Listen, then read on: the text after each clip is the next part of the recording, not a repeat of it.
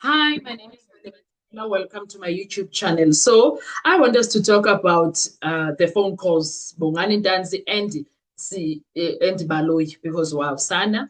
Something very unusual is unfolding right now in the Senzo Meyiwa murder trial. Okay. And many people that are watching the proceedings are starting to ask the same question.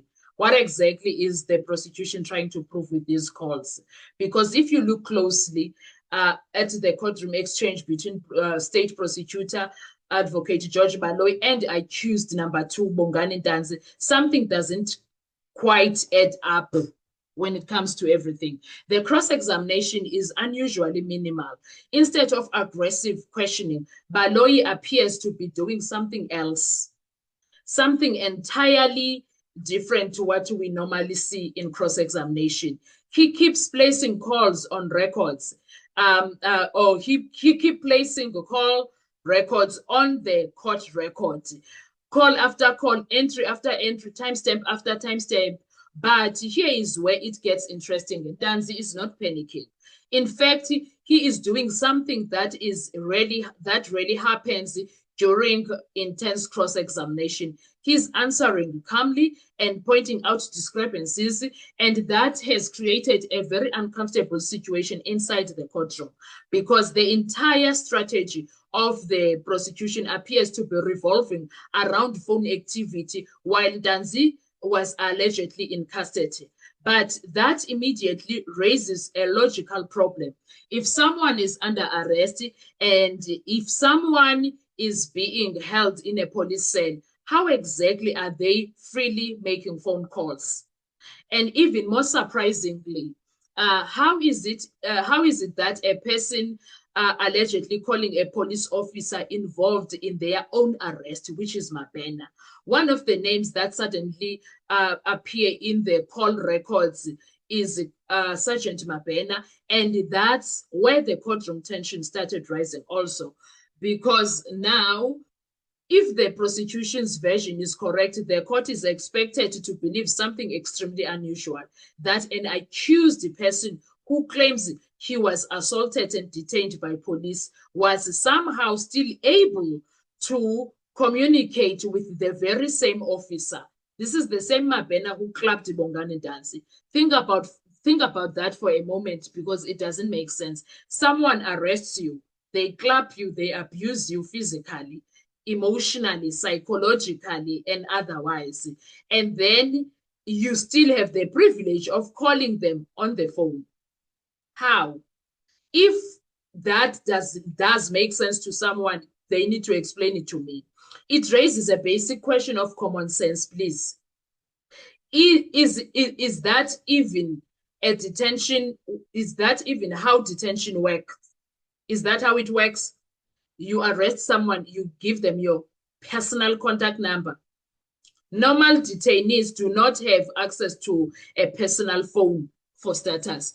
Calls are usually monitored. Often they are made from a station landline, but the records being discussed in court suggest mobile phone activity. And that's where us people who are watching the case have started focusing on something deeper, because the real battle here is not just about phone calls, it's about timelines. And if you examine the evidence carefully, three separate timelines are starting to collide. First, the police occurrence book entries, also known as OB records. These logs are supposed to record exactly when a detainee enters custody and when and where they are held, right? Secondly, the cell phone call records. These records show the time a call was made and the cell tower location used by the phone.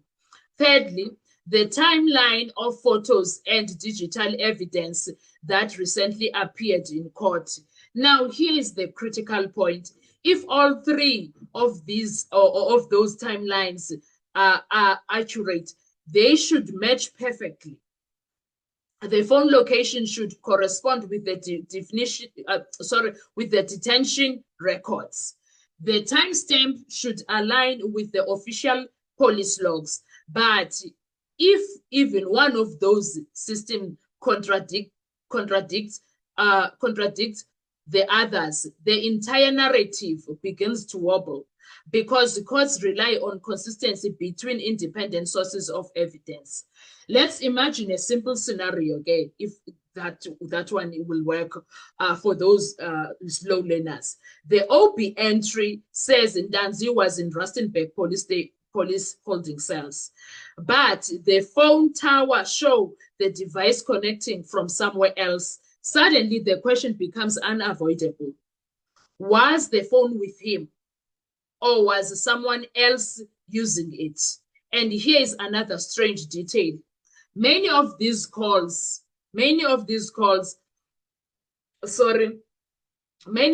calls being highlighted in court, only 1 second, 2 seconds, and sometimes 3 seconds. That's not a conversation. You can't converse for 1 second, 2 seconds, 3 seconds. In telecommunications data, calls that short are often missed calls, accidental dialing, connection attempts, or network pings. They don't necessarily prove communication happened, yet they are still being placed on record, which brings us to the bigger strategic question. Is the prosecution trying to prove actual conversation, or are they simply trying to prove that the phone was active? Because those are two different things that they are trying to talk about here. And while the technical battle unfolds, the courtroom dynamic has also become fascinating. Observers notice something subtle. The judge presiding over the case, Judge Ratamu Kgwatleng, has allowed the call records to be entered without much interruption. That means every one of these entries is now part of the official trial record. And that matters a lot because the real fight may not be happening right now. It may happen later during closing arguments. That's when lawyers step back and connect every piece of evidence.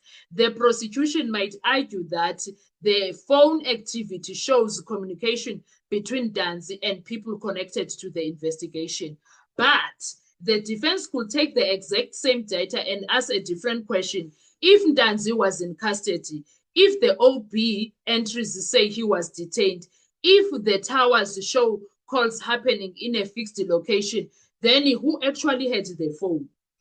If the phone was with him, then the entire assumption about those calls wasn't with him. If the phone wasn't with him, then the entire assumption about those calls collapses.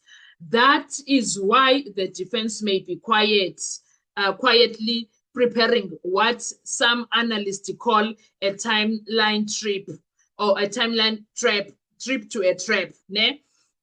By placing OB entries, call data, and digital timestamp side by side, they could expose contradictions that are impossible to explain.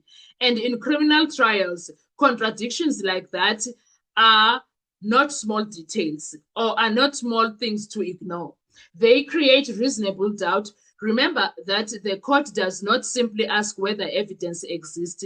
The court asks whether evidence proves guilty beyond reasonable doubt. That is the highest standard in law. So while viewers may see repetitive questioning and brief call logs being read in court, something much bigger may be developing beneath the surface, because sometimes in long trials, the most important battles are not loud. They are low, technical, and hidden inside the details of timelines, towers, and datas. And if those timelines don't align, then the courtroom could eventually face one of the most difficult questions of the entire trial. Not whether calls were made, but who actually made them. And that question could change everything. So that is where now everything is, because we are waiting to see where is Baloyi going with this. And Baloyi is not assisting us in any shape or form. And that's where the problem is. I don't know if that makes sense or not to you guys, but it is there is a lot that is going on, and it's not nice. Not for Baloyi, not for the prosecution at large, not for NPA. What is happening there, it's quite embarrassing, if I must say the least. It is actually embarrassing. I don't know about you, but it is what it is. What are your thoughts when it comes to this? Let's talk in the comment section. I want to hear your views. Thank you so much. Do enjoy the video. Bye-bye.